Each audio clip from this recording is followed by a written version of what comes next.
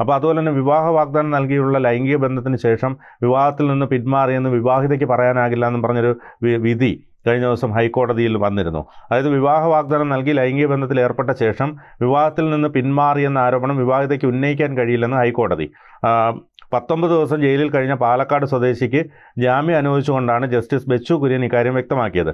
മലപ്പുറത്തെ ഒരു ആശുപത്രിയിൽ PRO ആയി ജോലി ചെയ്യുന്ന പാലക്കാട് സ്വദേശിയായ യുവാവിനെതിരെ അവിടെ തന്നെ ജോലി ചെയ്യുന്ന യുവതിയാണ് പരാതി നൽകിയത്. അപ്പോൾ തന്നെ വിവാഹ വാഗ്ദാനം നൽകി പീഡിപ്പിച്ചെന്നും ചിത്രങ്ങളും വീഡിയോയും പുറത്തുവിടുമെന്നും ഭീഷണിപ്പെടുത്തി 2.5 ലക്ഷം രൂപ തട്ടിയെടുത്തുവെന്നുമായിരുന്നു പരാതി. കഴിഞ്ഞ മാസം 13-നാണ് യുവാവ് അറസ്റ്റിലായത്. മജിസ്ട്രേറ്റ് കോടതിയും യുവാവിൻ്റെ ജാമ്യാപേക്ഷ തള്ളിയിരുന്നു. അതോടെയാണ് ഹൈക്കോടതിയെ സമീപിച്ചത്. യുവതിയുമായി അടുപ്പത്തിലായിരുന്നപ്പോൾ വിവാഹിതയാണെന്ന് അറിഞ്ഞിരുന്നില്ല എന്നാണ് യുവാവിൻ്റെ വാദം. പിന്നീട് യുവതി മറ്റൊരു സ്ഥലത്തേക്ക് ജോലി മാറിപ്പോയെങ്കിൽ അടുപ്പം തുടർന്നു. എന്നാൽ പുതിയ സ്ഥലത്ത് ഒരു സാമ്പത്തിക ഇടപാടുമായി ബന്ധപ്പെട്ട് യുവതിക്കെതിരെ പരാതി ഉയർന്നു. ബില്ലിങ്ങിലുണ്ടായിരുന്ന സമയത്ത് 14 ലക്ഷം രൂപയുടെ ക്രമക്കേടുണ്ടായെന്നും യുവതി 9 ലക്ഷം രൂപ തിരിച്ചടച്ചെന്നും ഇനി 5 ലക്ഷം രൂപ കൂടി നൽകാനുണ്ടെന്നുമാണ് അറിയിച്ചത്. ഇക്കാര്യങ്ങൾ അറിഞ്ഞതോടെയാണ് യുവതിയുമായുള്ള ബന്ധം അവസാനിപ്പിച്ചതെന്ന് യുവാവ് പറയുന്നു. അപ്പോൾ ഈ പറഞ്ഞതുപോലെ ഇത്തരത്തിൽ പലപ്പോഴും സംഭവിക്കുന്നത് ഇതാണ്. ഉഭയകക്ഷി സമ്മതപ്രകാരം ഇത്തരത്തിലുള്ള ബന്ധത്തിലൊക്കെ ഏർപ്പെട്ട ശേഷം പിന്നീട് ഇയാൾ പിന്മാറുമ്പോൾ അയാൾക്കെതിരെ പീഡനത്തിന് പരാതിയുമായി പോകുന്നൊരു പ്രവണതയാണ്. അത് പക്ഷേ ഇനി നിൽക്കില്ല എന്നാണ് ഇപ്പോൾ കോടതി പോലും പറയുന്നത്. അതെ, തീർച്ചയായും അതാണ് നീതി.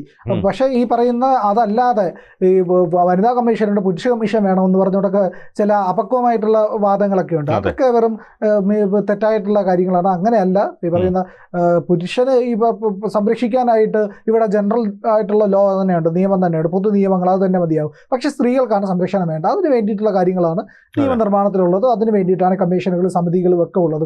അപ്പോൾ അതുപോലെ ഒരു പുരുഷ സമിതിയോ ഇല്ലെങ്കിൽ കമ്മീഷനോ ഇല്ലെങ്കിൽ ഈ പറയുന്ന മെൻസ് അസോസിയേഷൻ്റെ ഒന്നും ആവശ്യമില്ല. ബലവാന്മാരും സംഘടിതരുമായിട്ടുള്ള ആൾക്കാർക്ക് ഇല്ലെങ്കിൽ ശേഷിയുള്ള കരുത്തന്മാർക്ക് എന്തിനാണ് ഒരു സംഘടനയുടെ ആവശ്യം വേണ്ടത്? അപ്പോൾ അതുപോലുള്ള ഒരുപാട് കാര്യങ്ങളുണ്ട്. അപ്പോൾ ഇവിടെ നീതി നിഷേധിക്കപ്പെടുന്നവർക്കാണ് സംരക്ഷണം വേണ്ടത്. അതുകൊണ്ടാണ് സ്ത്രീകൾക്ക് വേണ്ടിയിട്ടുള്ള ഇത്തരം സംഘടനകളും സ്ഥാപനങ്ങളും ഒക്കെ തന്നെ ഉള്ളത്. പക്ഷേ ഇതിനെ ദുർവിനിയോഗം ചെയ്യുന്നതിലാണ് പ്രശ്നം എന്നുള്ളതാണ് ഇതിനകത്ത് പ്രധാനപ്പെട്ട കാര്യം. അതിനെ അഡ്രസ്സ് ചെയ്യുക എന്നുള്ളതേ ഉള്ളൂ. അല്ലാതെ ഈ പറയുന്ന എല്ലാ പീഡനങ്ങളും ഈ ഘട്ടത്തിൽ മാത്രമുള്ളതാണ് എന്ന് പറയാൻ കഴിയില്ല.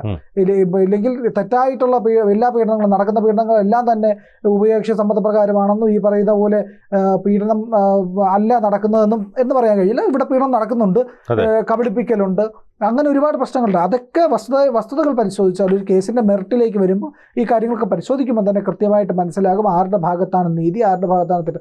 അതിന് നമ്മുടെ നിയമ സംവിധാനത്തിനകത്ത് വ്യവസ്ഥകളിലും ഒക്കെ കൃത്യമായിട്ടുള്ള അതിനുള്ള കാര്യങ്ങളുണ്ട്.